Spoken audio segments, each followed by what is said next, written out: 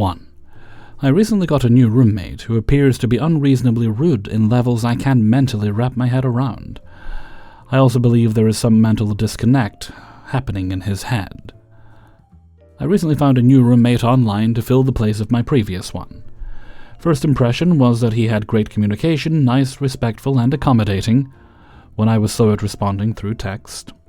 I was out of state at the time. He came over and I showed him the place, and upon meeting him I just thought he was a nerdy dude and very socially awkward. He even showed up with a friend, and he was wearing a mask inside the house and car. Yes, he is that person. He was nice, reasonable, no criminal record, and seemed like the type to lock himself in his room with a book and video games. He applied and got approved by the management company. We're 2 weeks in and I'm immediately having buyer's regret. First off, this guy has the most unreasonably backward sleep schedule I've ever seen. It's basically a split-shift sleep schedule, where he intermittently sleeps twice a day. He will fall asleep somewhere between 5 and 8 p.m., wake up around 11 p.m. to 1 a.m., then sleep again somewhere between 12 and 3 a.m., and wake up at 5:30 a.m. for work. He has a 7 a.m. to 3 p.m. Monday to Friday work schedule, so there isn't motive for his sleep schedule. But the schedule itself isn't a problem. When he wakes up from late sleep shift at 11 p.m. to 1 a.m., this guy will be so loud.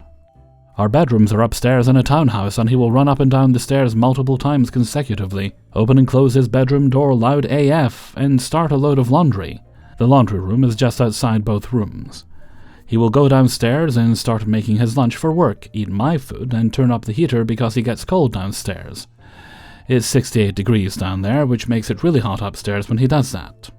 I get up at 5 a.m. for work, and at 2:30 a.m. during certain days of the week to go to the gym before work. I understand people can have different schedules, but I promise you, this guy makes zero effort to be quiet. He has this schedule every day of the week. During the morning and daytime, he's quiet and to himself.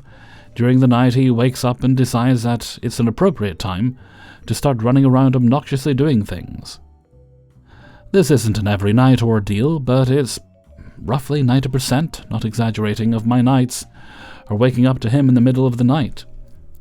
I suspected he was eating my food after the first week, but I wasn't sure at first. I was upfront initially and made it clear our food was separate. I literally divided our pantry and fridge in half, where his side is his and the other is mine. At first I was wondering what happened to my apples and bananas. I usually just buy enough to get me through the week, as I eat one virtually every day. I was short one each, and I noticed all of the ones he bought were gone. Didn't read too much into it. Next I noticed I have slightly less cereal, which I rarely eat anyways, but couldn't tell for sure. What made me aware was the next day my milk was completely gone. I had plenty there for my everyday morning protein shakes and was short 2 or 3 days worth of milk for that. I certainly confirmed that he was eating my stuff last night. I had made dinner and set it aside to cool down before putting it in a plastic container and storing it in the fridge for leftovers. I was in the living room briefly on the phone, and he went in the kitchen. He was in there for a bit eating something and watching YouTube videos. 95% of the time he has his headphones on, listening and watching YouTube videos regarding social and political issues. I get off the phone, he later walks by and says good night, and went to bed. I remembered the food and went to the kitchen to put it away. I noticed a fresh bowl that was hand-washed and a big chunk of my food missing. I was so mad. This dude helped himself and didn't even bother to ask or say thank you. The entitlement really got to me. Not to mention I had the storage container next to the food and he didn't even put it in that. I was so mad I wanted to say something, but I could already hear him in the shower. I needed to make my way to bed afterwards anyways. To add insult to injury, I wake up at 11:30 p.m. to him opening up the laundry room doors and slamming the lid to the washer to do laundry and again, using my detergent as he hasn't bought any. He then proceeds to go up and down the stairs 4 times to grab or to do something quickly in his bedroom, loudly opening and closing his bedroom door each time. There is nothing like going back to bed to the sound of a washer machine running outside your door and someone, and I stress, running up and down the stairs talking to themselves. Yes, I often hear him talking to himself. I cannot for the life of me understand how someone can be this inconsiderate, entitled, and lack basic prioritization and manners. Like I said, with how awkward he is and the utter lack of basic decency, I'm speculating that there is some kind of mental disconnect or involvement in some sort of spectrum. The person he was living with told him he had to leave their house because they were selling the home and moving to be closer to family. If this is how he behaves, I suspect that they said that to get this guy to leave. He told me she wanted to live there a couple of months to experience her home alone before selling it. I'm mostly venting at the moment, but I'm open for suggestions. Currently, we have to live together for another 8 months, and this is not acceptable. Hellfreezer's note, well, you shouldn't have to, but you're kinda gonna have to bring up the food situation to him. There's obviously no way he's not aware that he's eating your food, but it's probably not malicious, so just address it, you know what's happening. And that might be enough to make him more mindful of his actions. As this will be the first time you're talking to him about it, stay cool, stay calm. Just talk about the facts of the situation, and while you appreciate that he sleeps in a different schedule than you do, that he needs to be mindful that when he's running up and down the stairs making lots of noise, that you're trying to rest. So while he can do what he wants at night, go up and down the stairs as often as he cares to, and he doesn't have to tiptoe, he just be somewhat mindful that someone else is resting at the time. Hopefully that'll be enough to fix the situation. And as for him talking to himself, I don't know, he could just be thinking out loud. I developed a bad habit of doing that, and I've had to put effort into stopping doing it, but I live alone. So I'd do that simply for the sake of not feeling so lonely. He doesn't really have that excuse, but it might just be he's thinking out loud. Maybe he's a big Ed Sheeran fan. 2. For background, it's 4 college students renting out a house. We have 4 parking spaces and 4 people with cars. 2 of those spaces include the garage, and the other 2 are driveway spaces. That means that whoever parks in the garage is likely to get blocked in, obviously. In an ideal world, I never expected all of us to park in all 4 spaces at the same time, considering it gets compacted, and all of our schedules are inconsistent at times. At the beginning of our lease, August, I suggested to everybody that we should coordinate our schedules in some capacity to decide who can park inside versus outside. I wasn't expecting to be able to track down everyone's schedule, but at the very least, knowing who leaves home first in the morning would be helpful to adjust parking the night before. Nobody responded to me, and later one guy was like, "No, we don't need to do that. We can just figure things out later." We'll call this guy Roommate 1. Time passes, 1 month, and parking is becoming an issue. The parking arrangement usually ends up like the following. Roommate 1 parks his car in the garage. Roommates 2 and 3 park in the driveway and the street, respectively. And because I am always the last home every day, I always study late or spend the afternoon with my girlfriend, I am left parking in the driveway right behind Roommate 1's garage spot. This isn't an issue 75% of the time because I also leave early every day, 8 a.m. Issues arise when Roommate 1 starts picking up early shifts at his work, 6 a.m., and my car is blocking his. To resolve this issue, Roommate 1 buys a key rack and tells us to leave our keys out for situations like that. Considering he's pushing this method without care for anyone else's input, we hesitantly agree to try it out. No. Flash forward 1 month, and at this point it's October, and Roommate 1 is feeling too comfortable having access to our keys. If somebody is home before him and parks in his spot, he moves their car onto the street and parks his own inside. It's important to note, all the parking spots are first come, first served, aka nobody's name is entitled to a specific spot. He does this for any and every car blocking the way for him to park inside. In addition, he is also clearing the driveway spot in front of his garage the night before. Remember, I am usually the first to leave, and unless Roommate 1 has early bird shifts, there's no need for it. 75% of the time he doesn't have early bird shifts. I don't know why, but I started feeling uncomfortable with him treating my car like he's the secondary owner. He's also not insured to drive any of those cars. He started leaving his own trash in my driver's seat. His driving isn't the best either. I've almost been in a couple of accidents driving with him in his own car, so I stopped leaving my keys out, cutting him access to my car. I still feel like a douchebag, you shouldn't, leaving my car blocking his own fault. I don't like to park in the street knowing our rent offers us private parking. So I offer roommate 1 to text me to move my car, preferably the night before, only on days when he has those 6 a.m. shifts. Roommate 1 doesn't ever warn me about his shifts till the morning of, so now I find myself waking up at 5 a.m. to move my car for his early 6 a.m. shifts. This goes on for the remainder of the month. By the time it reaches November, I'm overworked with midterms and my part-time job, so I'm generally sleeping later. One morning I slept longer than normal, woke up at 8 instead of 7, and I wake up to a bunch of missed calls and texts from roommate 1. He's texted that he had work at 6. I needed to move my car right away. It was 5:50.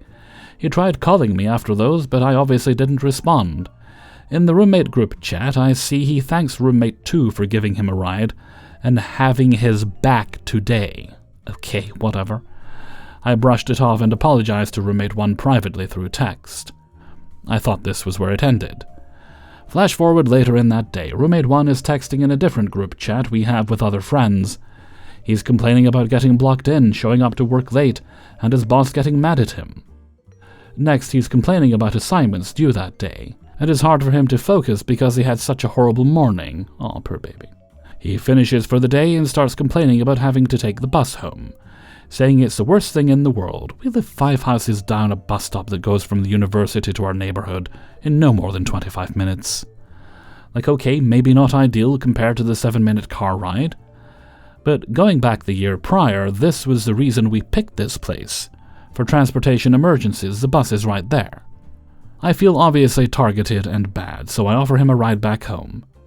He starts saying, well, I need to be picked up at such and such a time, no later, no sooner, and hurry while you're at it since it's cutting close now. With that attitude, I rescind the offer, yay, and let him wait for the bus instead. I understood that it was partially my fault. You offered a solution in the beginning, it was his fault.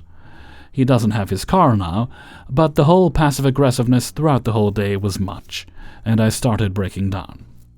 A week goes by and I apologize for not being able to move his car, and I made sure to make it clear that he needs to plan his day better and notify me or anybody else if he needs the driveway clear, to let us know within a reasonable time, not 10 minutes before his work starts. He says it's cool and he promises to do so. This does not happen. What happens is he tries to go back to the old habits. The main difference now, however, is I have given up waking up early and missing out on sleep for his lack of planning and communication. 2 similar instances happen, as the first one, he doesn't change his habits like he promises, but he's also growing more resentful and passive-aggressive to me. He'd be ranting in the group chat about how he's always blocked, how entitled some people are. This goes on to the end of the semester. Flash forward to January, last month, and we are back with the same issues. He texts us in the group chat that we need to leave all our keys out for him at all times when we are home. I respond suggesting we try a different method because I wasn't comfortable with the original method, and providing it's a hassle and liability to shuffle cars around like he was doing the prior semester. I get ghosted. Again, roommate 1 reminds us to move our cars out of his way, or we give him our keys. I respond that we need a new method because this isn't working. He says we need to come to a common consensus before anything changes.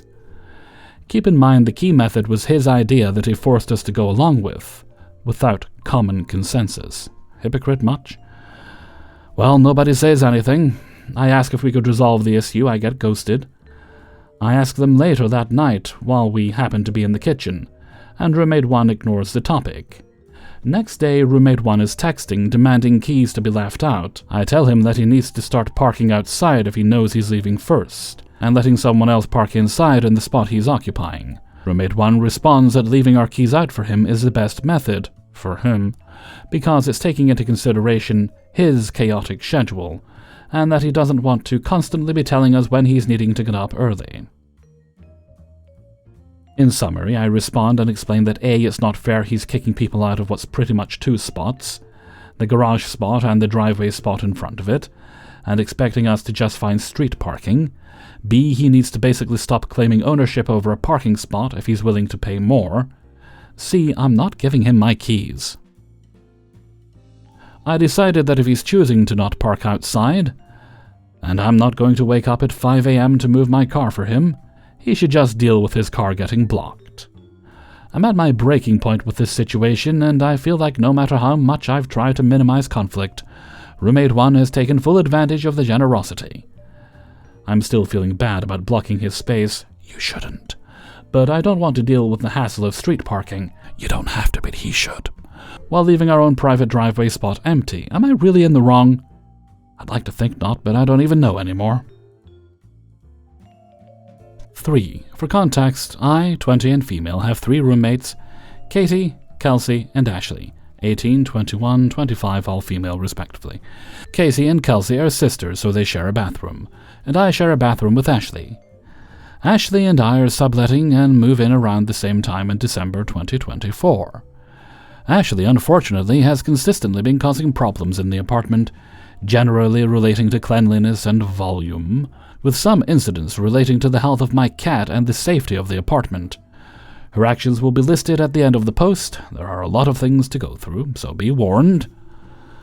I'm trying to figure out the way I should phrase asking her to be cleaner. I've been in a situation where I was asked to take better care of a shared apartment in a way I found very mean and hurtful by people I thought were very close friends. I don't want to put Ashley in this situation, especially because we have 5 more months of living together at minimum. She seems like a genuinely nice person, and I don't want to make her feel bad about this. However, her actions have been severely disruptive not only to me, but to Kelsey, and likely Katie as well. Kelsey and I had a lengthy conversation about Ashley's behavior and are on the same page. Most of Ashley's actions are severely annoying at worst. But my breaking point was Ashley leaving a burner on for over 9 hours, jeebus, overnight with no supervision. If my cat had stepped on the stove, he would have likely gotten a severe burn. Or worse yet, if he had dropped one of his plush toys on the burner, a fire could have started in the apartment. I don't want to have to point out to her every individual thing that she has done wrong to disrupt the apartment, but she oftentimes has had trouble understanding directions in other areas, example homework, showing her how certain parts of the dishwasher work, cleaning maneuvers, etc., without extremely specific instructions. Even when I have asked her to specifically continue certain behaviors that negatively affect myself and or others, she is also very forgetful. English is not her first language as far as I know, but it is effectively perfect, and we haven't had problems with a language barrier. These issues may stem from her culture, as I believe people in the country she lived in until she was about 22, or so, oftentimes have hired help to take care of cleaning the home. I don't think her actions are malicious, but they are extremely obnoxious and make me dread coming home. As someone on the autism spectrum, I have been told that I can be blunt and straight to the point in such a way that can be taken as rude. I would like to avoid conflict here if possible. Could something like a chore chart help? I don't know. For those curious, Ashley's shenanigans in the apartment, please continue listening. 1 constantly singing at a moderate to loud volume, usually the same couple of verses over and over and over, ad nauseum, sometimes in her bedroom, with extremely thin walls, but mostly in the communal kitchen, sounding significantly louder than in her bedroom. 2. Frequently taking phone calls on speaker in communal areas at a moderate to loud volume, oftentimes at odd hours of the day, in the very early morning, and very late night, likely due to international family and friends in a vastly different time zone. 3. Often playing music on a speaker at loud volume, usually in her bedroom. 4. Nearly completely filling both the dishwasher and sink with dirty dishes in 3 days at absolute most. Then complains about how often we have to run the dishwasher. She also complains that her dishes do not get clean and runs the dishwasher a second time after I have unloaded my things without refilling the empty space. Again complaining about things like the water bill. She also takes over an hour while showering at a time. I have had no problems with my dishes being clean after 1 cycle in the dishwasher. She will wash dishes by hand when things get out of control, and leave dishes on the drying rack for several days. 5. She cooks a lot, which is totally fine, and absolutely good for her. However, she will put entire pots barely half full of food into the fridge, which takes up a ton of space. I have no idea why she doesn't use Tupperware. This also leaves our limited number of pots and pans occupied for several days at a time. She takes up easily over half the space in the fridge, probably 2 or 3 shelves, when there are 4 of us living together. All of my things are confined to the vegetable drawer, save for a half gallon or a gallon of milk. 6. When she cooks, she often gets spices, sauces, and bits of food on the counters and floor, which is understandable when making meals. However, she very rarely cleans those messes up. I had found mounds of matcha powder left on counters without being cleaned, red spices all over the counters, etc. She is also not the most careful when storing her food, as food material gets all over the shelves of the fridge without being cleaned. 7. The bathroom situation has been a nightmare. In the 2 months we have lived together, the bathroom has been cleaned twice, both times by me. I have asked her to take initiative in up front of the bathroom and cleaning, which she seemed receptive to at the time. Things have not improved. She consistently leaves large hair tools, and she has left used cotton pads for makeup removal on my side of the bathroom counter.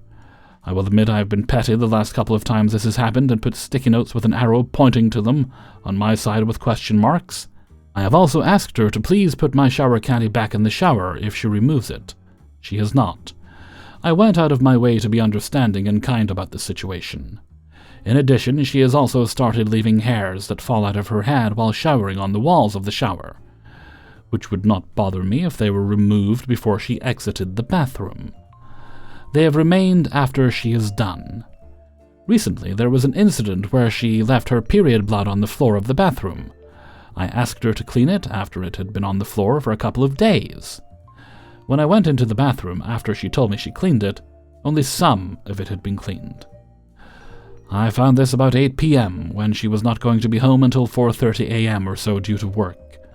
I cleaned it for her and asked her to please be mindful of carefully cleaning biohazards. 8. Though initially very affectionate with my cat, she has recently started yelling at him, Fighter, quite loud with a very negative tone if he starts sniffing or trying to get a bite of human food. I have asked her not to yell at him and to instead just remove him from the table when he jumps onto it.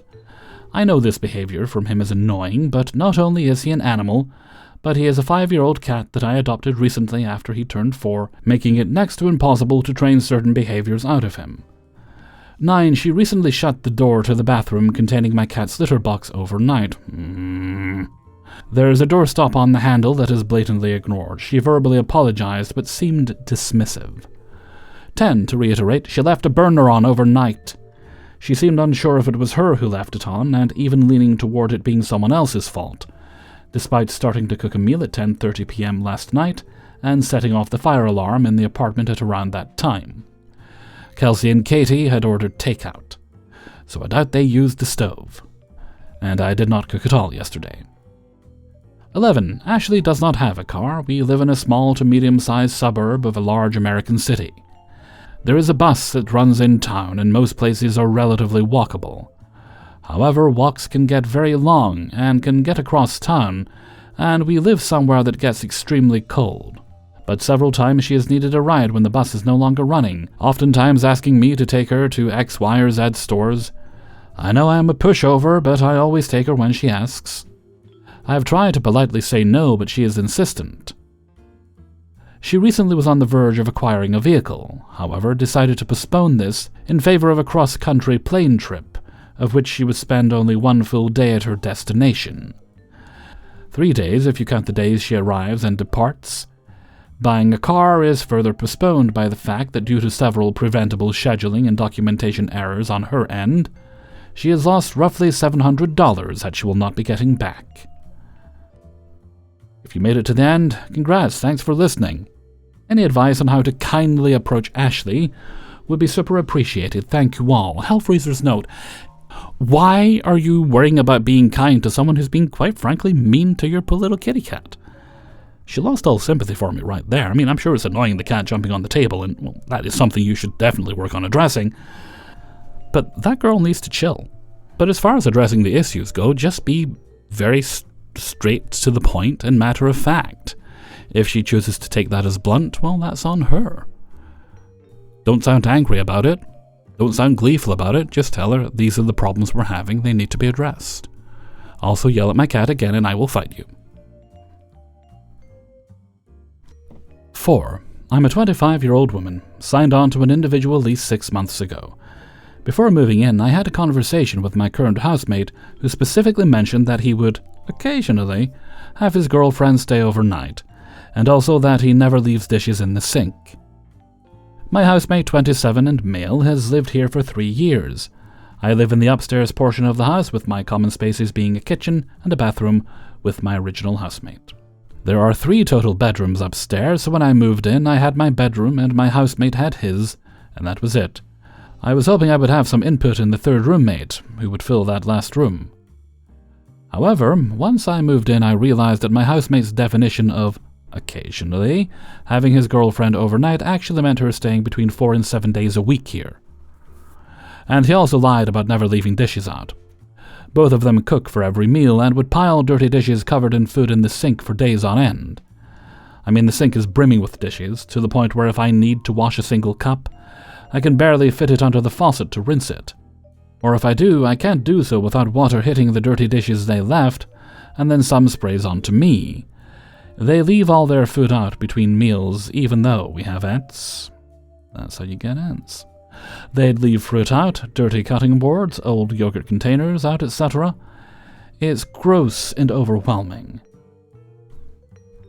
I've been clear that it's not okay, and asked them to clean it, but that never happens.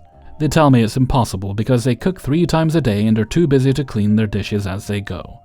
I just avoid using the kitchen now and never cook in my place and just go to my boyfriend's place for meals, etc. Also, they both have gotten sick a couple of times and have never given me a heads up and refused to limit their use of the common spaces. My roommate had COVID and didn't let me know until I asked him multiple times what he was sick with. This week, he has the flu, and both of them are out and about in the house, just hanging out in the kitchen. He's coughing all over and not covering his mouth.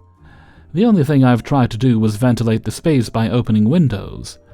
And after a day of opening a window by the stairs and a window in the bathroom, they asked me to stop. When I said I was keeping them open because they were in the common spaces, they asked me where else they were supposed to go. Your rooms? And called opening the windows passive-aggressive. 2 months ago, my housemate's girlfriend was going through an urgent housing situation, so I agreed to let her stay for a month. The only thing that I asked was that they keep the kitchen clean. That hasn't happened at all. The only difference is that instead of piling dishes for 5 days, it's down to 2 days. Still, there's never a moment when the sink is free of their dishes. And now, 2 months later, she's still here. And I've just found out that she might stay into March or even long term. The issue is this wasn't part of the original arrangement. I clearly said I was only agreeing to a month. I've been accommodating, saying yes to her stay for an emergency, and even letting my roommate's parents stay here for weeks when they visited. But now I feel like I'm being taken advantage of, and I don't think the balance is fair anymore. This is supposed to be my space, and I feel like my comfort and boundaries aren't being respected, because they're not. I am now limiting being at my place as much as possible, and just staying in my boyfriend's apartment every day. The last straw for me is that even though I'm usually not there, they've started nitpicking everything I do. Like asking me not to open windows when my housemate has the flu, despite him using all the common areas without isolating. My housemate almost seemed emboldened to nitpick because I'm outnumbered, texting me long paragraphs about me leaving a small, clean cardboard box by the trash can, in the kitchen, for example. It's crazy. I feel like I'm walking on eggshells in my own home. At this point, I'm not sure how to handle it. I'd really prefer to stay and hope that he'll leave soon. He mentioned he might move to a different city soon. But if she's going to be here long term, I'm not sure I can. I followed up with my landlord to ask how much longer she'll be staying, and he asked me if I'm comfortable with her, to which I reply that I am not, but I'm unsure exactly how to word it. Other than with both of them there with similar bad habits, it's double the mess. Has anyone else had to deal with a situation like this? What do you think my options are? Should I just bounce? I like my room, I like the house's location, and the price I'm paying is crazy. The two of them just make it awful. Hellfreezer's note: you definitely need to make it very clear to your landlord how uncomfortable the situation has made you. Take time, maybe write it out, just to get your words sorted. I mean, you've made it quite clear here how uncomfortable it is. And the girlfriend has to go. I doubt she's paying to live there, so she has to go. And hopefully once that's done, the landlord is then able to remove her from the house. I'm sure your roommate won't be happy about it, but that sounds very much like a him problem. I would also bring up to your landlord the hygiene situation in the home. You're doing everything you can to keep it clean, but that's very difficult because of the mess that your roommate, or roommates, of course you have two of them now, are making. It's very obvious they want to live together, in which case they can move out and go do that somewhere else. You can get yourself a couple of nice roommates then. Well, hopefully. 5. I never thought I'd be in a situation where I had to question whether I was a bad guy in my own home. But here I am, 21 years old, stuck in a lease with a 20-year-old who I once considered a friend, but now, not so much. It all started with my roommate smoking weed.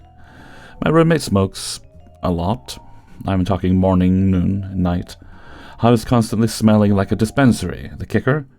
Weed isn't even legal in our state, and he doesn't have a medical card. I usually mind my own business, but I asked for one simple favor. Don't smoke when my family visits. Fast forward to a weekend, my parents come to visit.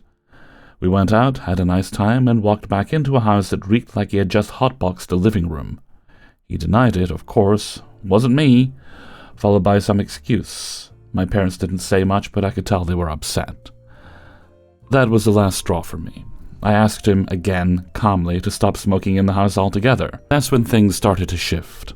A couple of months later, on the exact day our lease renewal was due, he suddenly announced that he had decided to move out and live on his own. The problem? I had already signed my half of the renewal, assuming he was staying. He never mentioned a word about it beforehand, just dropped the bomb on me at the last possible second, leaving me scrambling to figure out if I could even afford to stay. Later I had found out he had discussed the possibility of moving out with one of our mutual friends earlier in the year.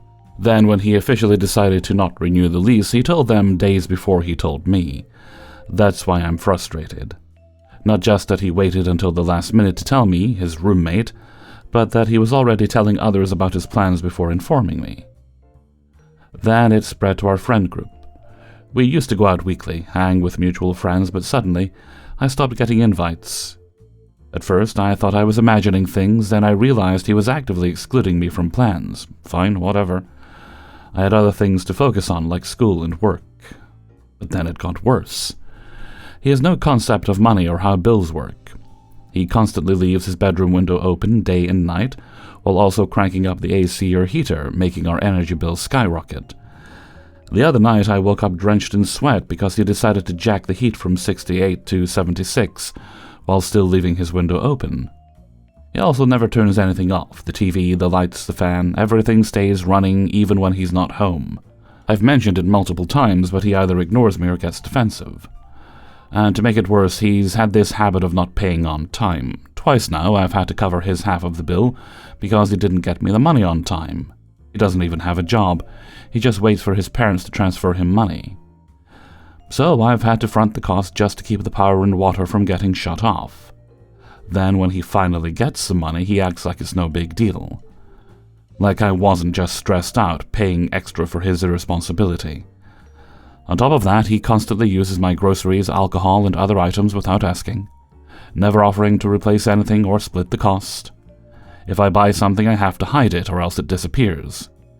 And when it comes to making plans, he has a pattern of agreeing to go to events only to cancel last minute. There have been multiple instances where either I or someone else paid ahead for his ticket and never got reimbursed. And of course, when it comes to chores, I seem to be the only one doing anything. I'm the one keeping the kitchen and living room clean, washing the dishes, taking out the trash. If I don't do it, it just piles up. He never lifts a finger, yet somehow still has the audacity to act like I'm the bad guy for calling him out on his behavior. So now here I am, stuck in this lease for 5 more months, wondering, am I the bad guy? No. Because honestly, I don't think I am, but at this point, I wouldn't be surprised if he's out there telling everyone I am the villain in his story. Hellfreezer's note, well, that's the thing, buddy. He is telling everyone you're the villain because in his mind you are. You're definitely not. You're not the villain, you're the responsible one. There's only 1 year of a difference between you, but you're the most mature and most adult of the two of you. He's going to be moving out soon. Whether he's living on his own, I'm not sure, or if he's managed to hoodwink a new roommate into having him. But he's going to learn soon, because not everyone's going to be as patient and helpful with him as you have been. He's going to get very, very confused about why the water in the heat goes off all of a sudden. Maybe he's just inherently like this. Maybe it's because of the weed. I mean, a lot of people are very productive on weed. But it doesn't sound like he's one of those. I'm sorry this has affected what sounds like now a former friendship, and that it's having wider ramifications on your wider friend group. It does suck when you lose friends when there's a breakdown like that, but if they're assuming you're the bad guy here and not him, without even talking to you, perhaps they weren't really very good friends to begin with, and that hurts just as much to see more clearly and realize that the friendships you put stock in really were nothing more robust than tissue paper in the rain. But it is just 5 more months. You can hopefully get into a better living situation, and you don't have to deal with the likes of him ever again.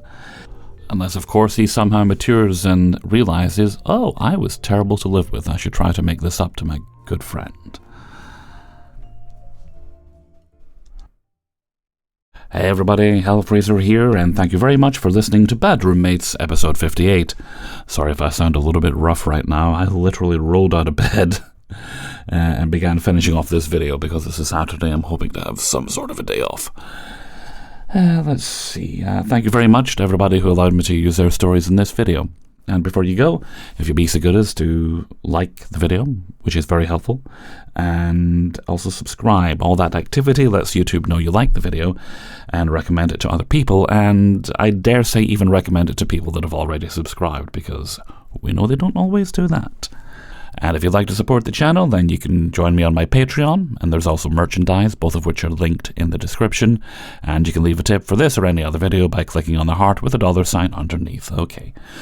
No more business today, so let's move on to Hellfreezer's question of the day. And odd thought popped into my head as I was drifting off to sleep last night. Well, drifting off to sleep as I was, winding down and watching videos on my phone. And I started looking for old clips of a show called Brimstone that I used to like. It was Peter Horton and John Glover. Peter Horton from the show 30-something, and John Glover from everything, really. He was in Smallville, played the Riddler. Not in Smallville, he played Lionel Luthor in that. He's in everything. A great actor. And it occurred to me, a TV show that you think didn't get a fair chance.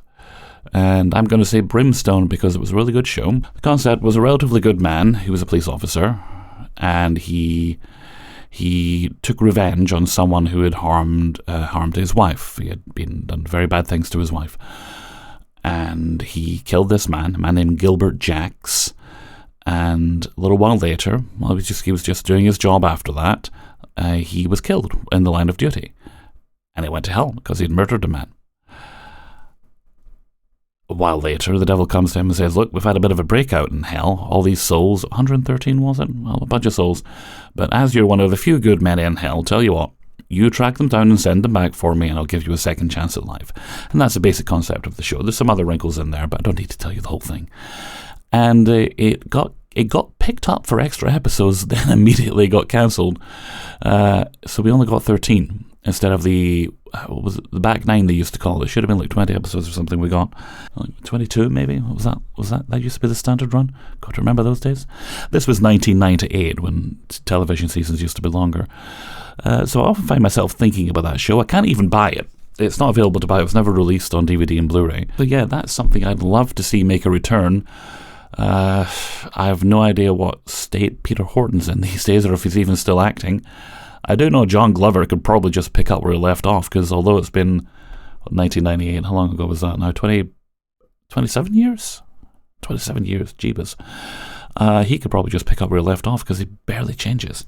Let me know what you think in a comment below. And before we go, let's take a look at the answer of the day from a previous video.